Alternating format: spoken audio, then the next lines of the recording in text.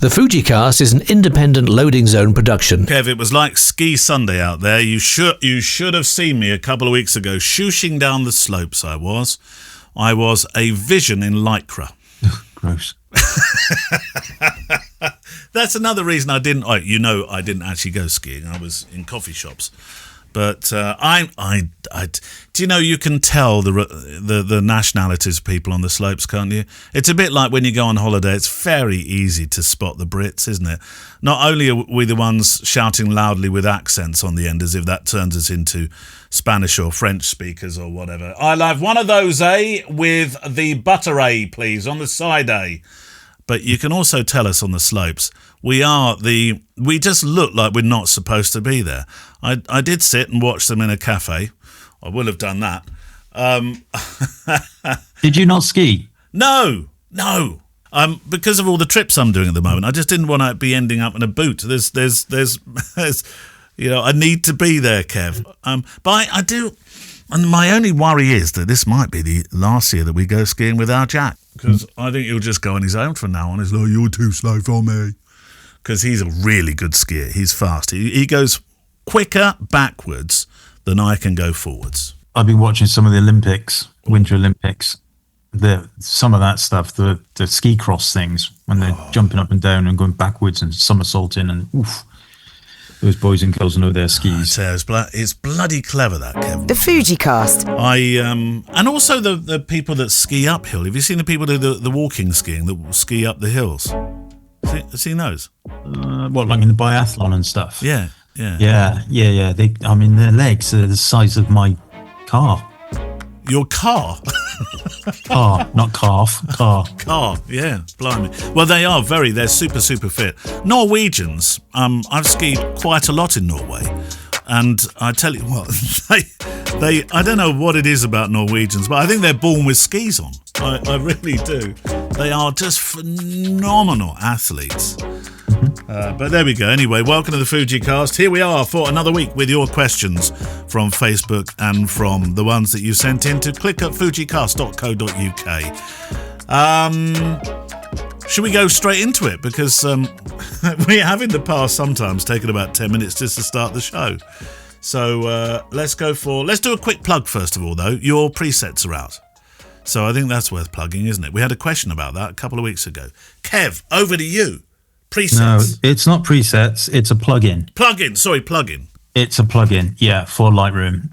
It's very nice, very good. It allows you to create an infinite amount of black and white looks, segments, presets, and all of that stuff. It's very funky. Go to my website, have a look. When you say an infinite number, are you saving them then as some sort of preset? I'm not. You can save them as a preset. So the idea is you basically press a button and it will generate a look. You can press it again. You can select a profile from there. You can select whether to use a curve and lock in things like vignette and grain, all of that kind of stuff. It all happens in the little interface. And when you find one that you like, you can go on forever. But when you find one that you like, you can save it inside the application itself. But more importantly, you can save it as an XMP preset. You can use in Lightroom across all of your images, etc., etc. It's very good, actually. It took me a bloody long time to do that. I know. Do you think the day will ever come where you can actually say something into it, like give me a black and white look that's similar to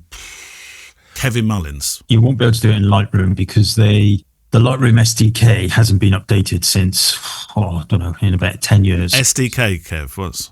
The SDK is the software development kit, so the references that you have to code against. So it's very old school coding. So certainly things like use voice will not be an option. For example, you cannot get rid of the close button. You can't change the close button to something else. Anyway, it's all very technical, but yeah, it's good. I enjoyed it. I enjoyed building that. Yeah. More to come, I'm sure. Colour one next. So I think I might start with a question actually from email as opposed to, we usually start with Facebook, because there's something relevant in here. I mean, it's recipes, but it's relevant. Patrick Britschke. Now, I know Patrick very well because Patrick came on I think it was the very first, was it the second? Scottish retreat that I ran for the Photo Walk show. And he came across with a present. He came across with fondue cheese. But the fondue cheese, I don't know what they make Swiss fondue cheese out of, but 2 years later, we were still trying to get it out of the pan. This stuff stuck to it. I tell you what, never mind super glue. If you want to stick anything together, get yourself Swiss fondue cheese. That's all you need.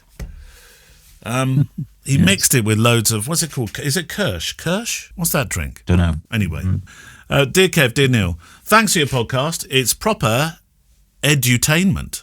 I like that. Entertaining, educational, insightful, truly enlightening, besides truly authentic and personal, as well as based on professional experience and physical injuries. Wow. He's talking about my occasional nosebleed, but that's the my nosebleeds that I get when you're talking about tech, I know. But I thought you might be talking about Kev's gout. But as we established a couple of weeks ago, Kev's gout is now out. It doesn't exist anymore. He is cured. I enjoy it regularly on my walks between the train station and the office on cold and grey, foggy winter mornings. I have a question for you both, and a specific one for Mr. Mullins. 1. Lately, I've come across many Instagram contributions presenting image recipes for Fujifilm cameras. They are kind of fun to simulate a particular type of film or achieve a specific overall impression without fiddling around with the sliders and dials. I understand they're part of the overwhelming success of the smaller models up to the X100 series. Do you use any recipes? In fact, there's a few questions after this. So the first one of those is why or why not? Well, yes. In fact, it's basically impossible to not use a recipe on a Fujifilm camera, because even if you just have it on the default, you switch a brand new camera on and it's on the Velvia film simulation, that's a recipe in its own right. So everybody uses them at all times. Whether they actually edit from RAW or not is a different thing, but they do use them all of the time. And yes, I do. I'm kind of, when I'm doing my more personal photography, street photography, etc., I always run RAW plus JPEG. And if I fancy editing the RAWs, I will. But otherwise, JPEG recipes that I use, the black and white ones especially, I really like. So yeah, I do use them. I think you've probably answered all his questions there in one, Kev. Yeah. But there's a second part. Kevin, this is the one for you, has published quite a number of recipes on his website. I haven't really used any yet. I couldn't decide which one to use, but then I usually use RAW anyway and do the full post-processing on selected images later. However, as Kevin has used Fujifilm cameras for quite a while, some of the recipes are years old, and they don't have settings for the many parameters of the newer models stroke software. Do these cameras react the same way as the older models? Well, that's the first question. He's the king of the multi-question. Within a question is Patrick. So do these cameras react the same way as older models? Same settings equals same result? No. Each sensor generation will have slightly different looks. So if you had a X-Trans 4 sensor and an X-Trans 3 sensor, and you put just Acros film simulation, maybe shadows +1, it will look slightly different. Right. And that's because the sensor is different. Would you consider updating the older recipes to use the newer parameters? No. Do you want to expand? Well, yeah. Well, there's two angles to my answer here. One begins with, I can't really be bothered. There's no money in it. There's no money in it. It's not so much that, because I actually enjoy creating them and I use X-Raw Studio to do it. And I still do some. However, he may have seen the article I put on my website, which is how to use Bob to create your Fujifilm film simulations. So how to use ChatGPT. You know, that the internet is full of people publishing JPEG recipes, and they're all essentially within the same parameters that everybody has to work from. So there's only a certain amount of variations you can do. So, there's no point in me just kind of, editing one slightly and then saying this is Kodachrome or something, because there's millions of them out there. However, what is good, and the article I did on my website, it explains exactly how to use ChatGPT properly to create a film simulation, not just typing into it, create me a film simulation for the X-T5 that's black and white. The questions to ask it, how to refine it, how to test that film simulation, and where to go from there. So honestly, my stock answer now when people ask about film simulations for Fujifilm cameras is, go to that article on my website, or you don't have to go there, but it's a full article explaining exactly how to use ChatGPT or any of the Claude will do it, and all of the other AI utilities will do it. But you need to do it properly. There's no point just asking it to build you one. And the other bit of advice is always use X-Raw Studio piece of software. Connect your camera, set up the settings in your X-Raw Studio so you can see. That's another word I can't say very well. X-Raw Studio.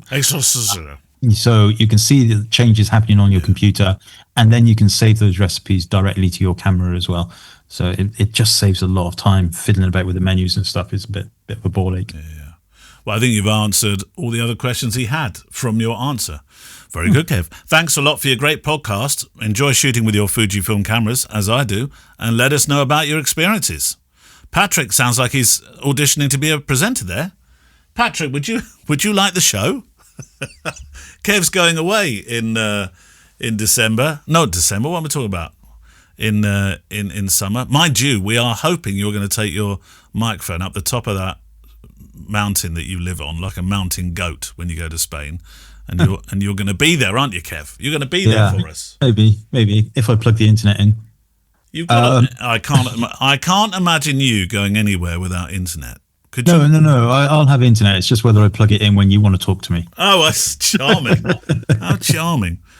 Can't do a podcast today. Sorry, Neil. No internet. Yeah. We have pretty good internet there. Actually, it's 5G internet, so it's not even Wi-Fi. 5G, blimey. Okay. Yeah, comes down a SIM card. Right, Adrian Jackson. I know Adrian quite well. He says, I've started using Aftershoot for culling. I always use RAW files for my weddings, but I find Aftershoot rejects a lot of images that it considers blurred. These images are actually perfectly sharp, but at higher ISOs. Do you have any experience with this or any recommendations to work around this? And actually, I don't know why. I don't know whether this is Neil's fault or whether it's Adrian writing backwards, but the start of the question is at the end of the thing in the spreadsheet.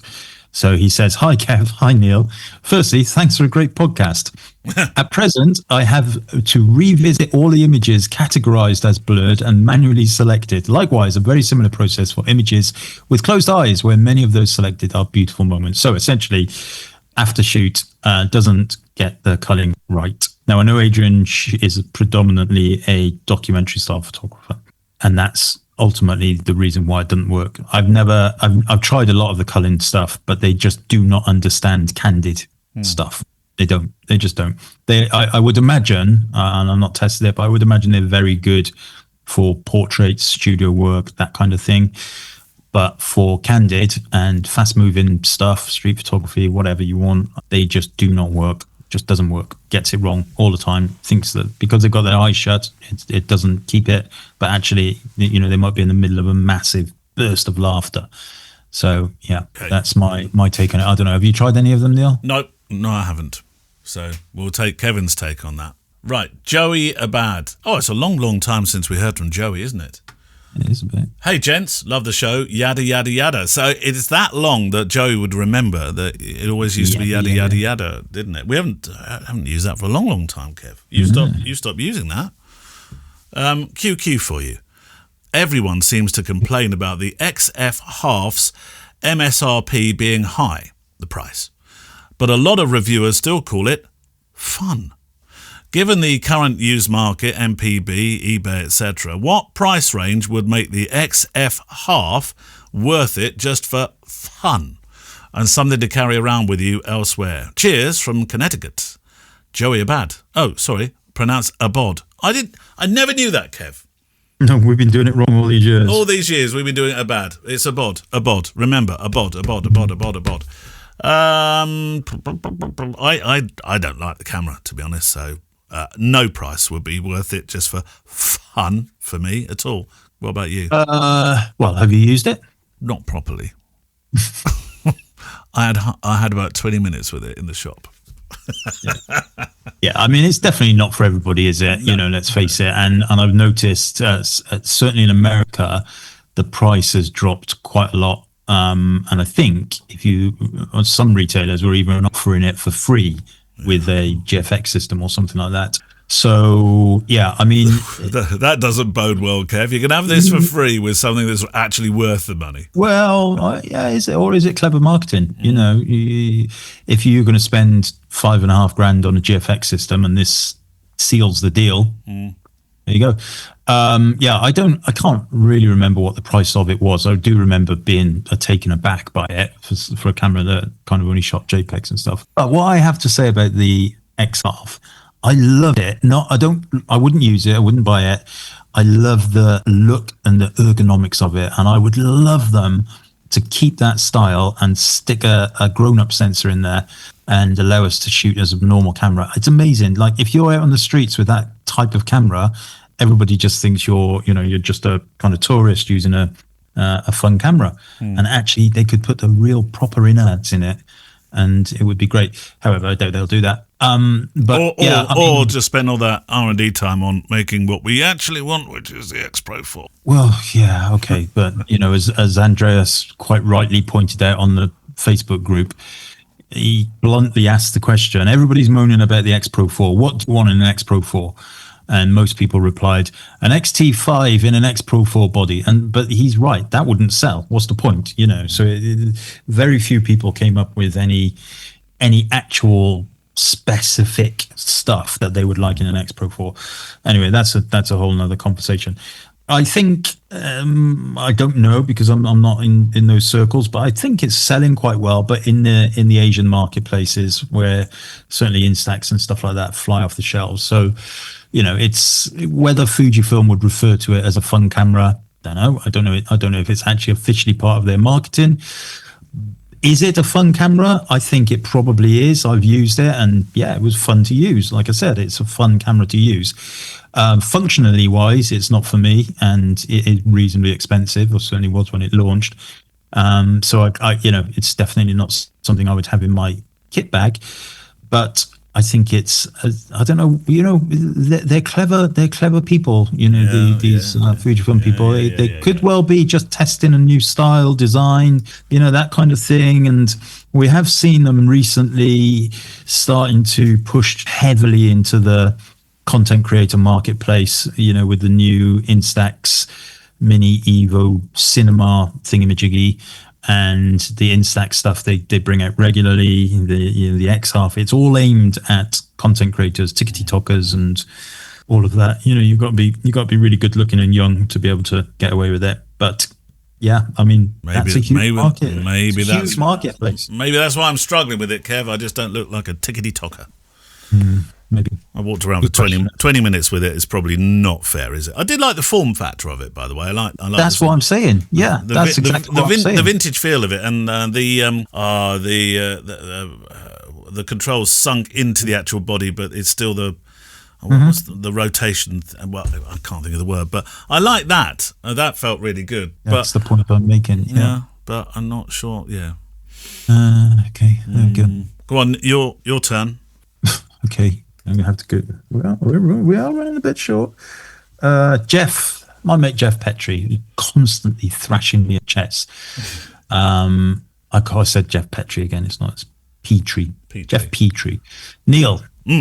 Even though I'm constantly thrashing him at chess, he's constantly thrashing me at chess. I should say this question is directed at you. Now, normally at this point, Kev, you yawn and say, "I lost the will to live." Well, all the ones that are coming for you, I listen very patiently. So I understand this question. Okay. I won't know the answer, but right. You're definitely the one to know the answer. I have the answer then, Kev. Otherwise, we're in trouble. He says, Neale, this one is for you and doesn't have anything to do with photography. Well, not really. You and your other listener have discussed your love of audio a number of times and how you like to capture it when you're out and about photographing. How do you capture your audio recordings? How do you process your audio recordings? What's your favorite app to do so? And most importantly, what do you do with it once you have it? Do you have it with your photography? Do you use it with your photography in any way? Years ago, I bought a Zoom H6 to record interviews and now think it would make a fantastic recording device for random sounds. Well, it would. The H6 from memory is quite large, isn't it? That unit, the H6. Did you have an H6, Kev? I think you did. Yeah, I got about 3 of them. Yeah. Never used them. My one hasn't been used for so long. The rubber went that strange thing that happens to rubber. You know when it goes all sticky. So I have an H4 and an H6. So I use those though, like you, Kev, when I'm doing filming out and about, and I want to do a talking heads. So I use that as my collection thing because it's got XLR in it, so you can put a proper microphone. You can connect it into it. But when I'm out and about, Kev, I just I don't know whether this will surprise you or not, but I just use my iPhone with a dead cat over it, which is the fluffy thing that stops the plosives. Best thing to stick on an iPhone. A dead cat. Yeah. I know, sorry. Whatever brand you have, you can put a dead cat on it, Kevin. That stops the plosives. And I put it through an app called... It stops the what? Plosives. Do you know what a plosive is? Is it one of these?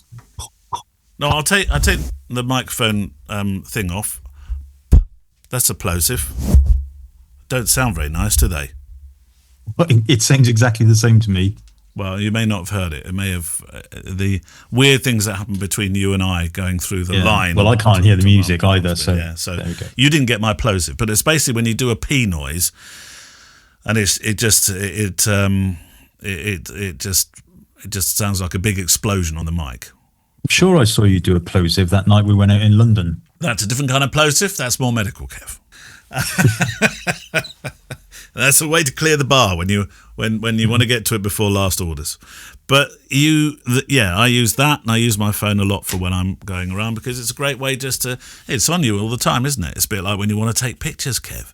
Your iPhone is with you all the time. Your phone is with you all the time. Yeah. So make use of it. It's not perhaps the most professional recorder, but when people have said to me, the reason I started doing it is because I know someone who's a BBC journalist and it's quite a serious reason really, in Gaza, he used to use it because as a reporter, whenever he used a big, those big blimp microphones that you see reporters on TV news with, whenever he used one of those, he said he would be lit up by, a dozen at least laser targets on his chest in that kind of threatening manner, or he'd have stones thrown at him by whichever side. And so he started using his phone with a small fluffy to stop the plosives, and people just accepted him for his reporting. And it was under the radar in many, many respects. And so I thought, well, it's good enough for you.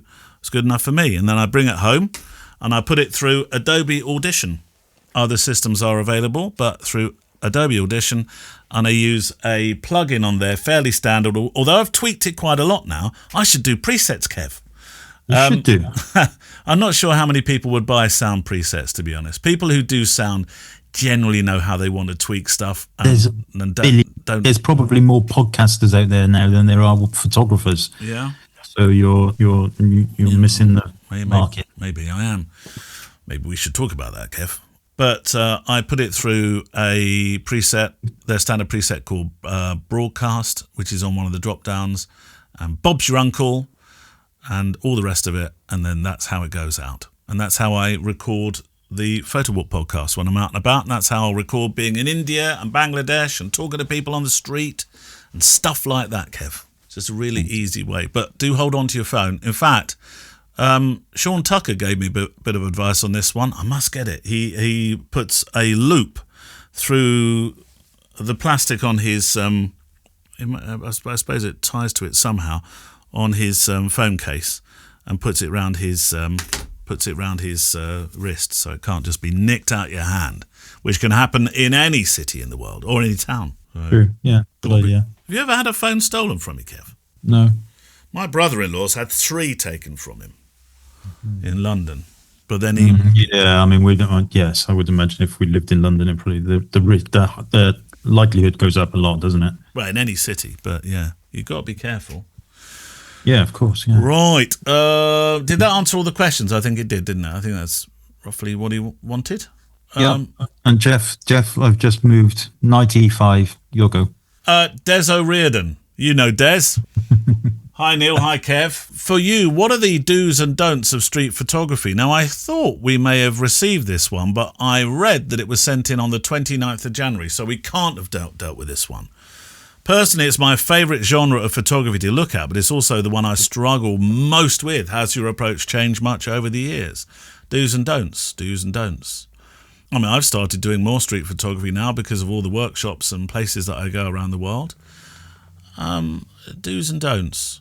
Are you talking about social do's and don'ts? If it's social do's and don'ts, then my first do is to make it clear you're making a photograph. I'm not a shoot from the hip person, and I'm not saying there's anything wrong with that, but it's quite bloody obvious when somebody is photographing you. Well, unless they're really good at shooting from the hip. I make it obvious. And I think people accept it more for being absolutely honest. I think honesty is integrity in street photography. And look, if Henri Cartier-Bresson, and I know the cameras that we have now weren't around in his day, so it's not eggs for eggs, but if it was good enough for him, it's got to be good enough for me. The honesty approach is one I take. That will be one of my do's. Yeah, no, absolutely. It's a can of worms, isn't it? And some people think that street photography is nefarious and horrific, and other people don't in terms of that. But to kind of make it a little bit more technical, I suppose, my do's are, my don'ts are don't just wander around aimlessly with a camera thinking you're doing street photography, because you'll just take tourist snaps. Always have something to look for. To be a good street photographer, you've got to be a good observer. So that means you need a project or a theme, and it can be as simple as possible, simple as like the color red, or it could be more complicated, reflections, interactions, juxtapositions, those kind of things. And that way you see more, you take less pictures, and you have more keepers. And always remember the LCM, light, composition, moment. Those three things are what will make a good picture, rather than necessarily just a quick snapshot. Now, of course, that can all be ignored if you're, for example, if you're in the middle of a demonstration or something like that. But then I would argue that that's not really street photography, that's event photography. So, if you're just going out for a day with your camera to do street photography in inverted commas, then think of something to look for, think about light, think about composition, think about moment, and think about when it's 5 o'clock where you're going to have your beer. I had some. I'm just looking in the cupboard here, Kev. I can't find them all. Oh, But I had some cards last year that we took to India. I'm not doing the same thing. I'm doing something slightly different this year with those that are coming on the workshop to India. And I had some cards which were not. You didn't have to do it, but these were like daily challenges to have you think about your photography. And I wrote to some of the people that I've interviewed over the last couple of years and asked them if they would give some advice. I have got one from Joel Meyerowitz, but I can't find the one in there because he did one. And each morning it would be, who's going to get the Joel card? But Ed Cashy wrote, make a frame within a frame. So these were not, well, they could be technical, but they were ways to look at the world. Nancy Borowick is a photojournalist in America. She said, find tension. Look for tension. Claire Thomas, who's a very good photojournalist, a lone figure. Find a lone figure. And there were all these things that were that were suggested by photographers that were really, really a great starting base. And I've asked for some more this year, and I've got some more. It's a really nice way to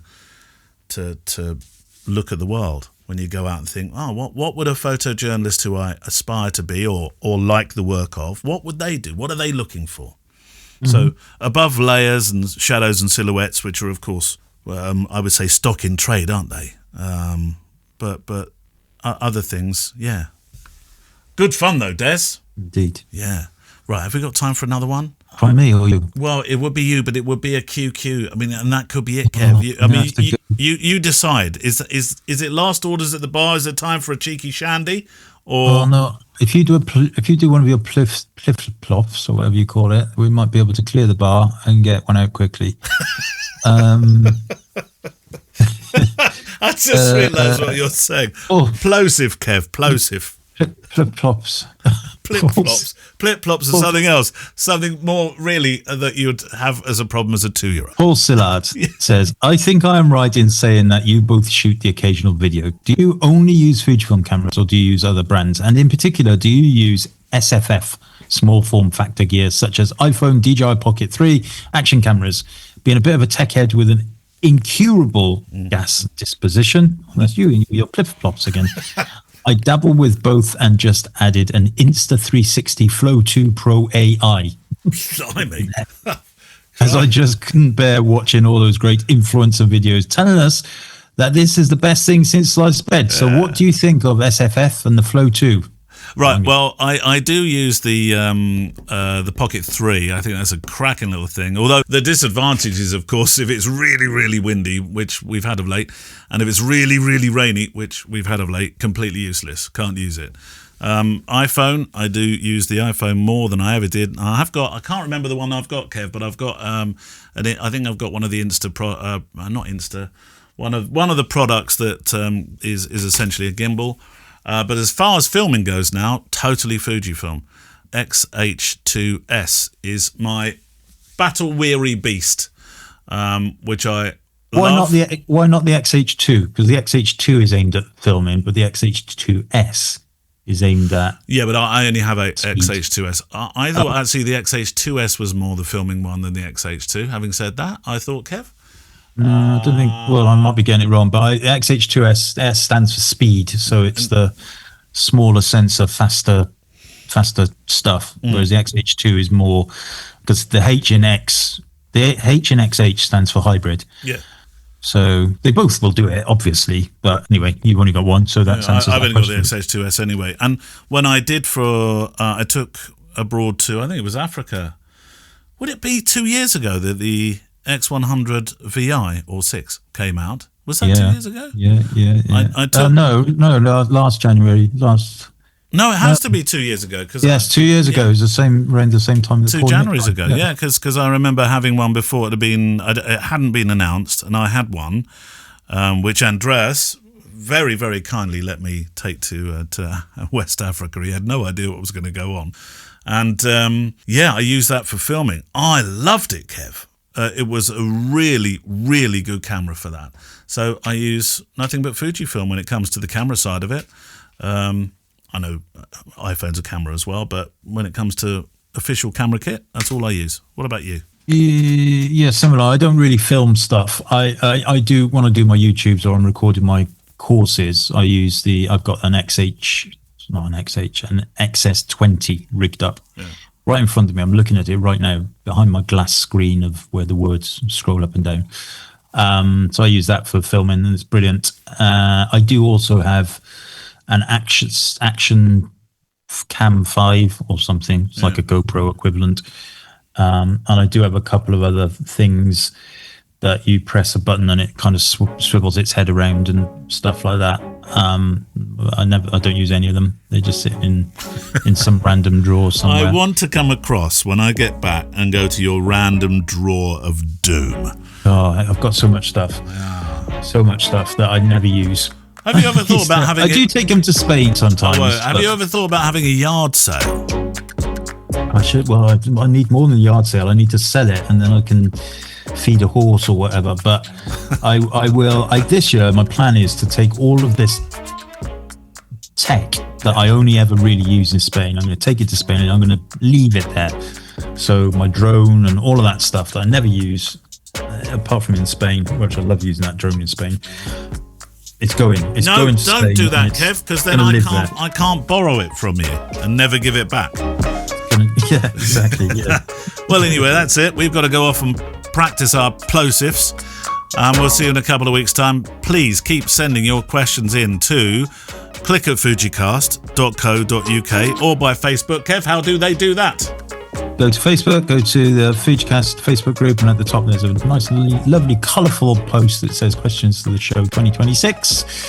Stick them in there, and we might answer them.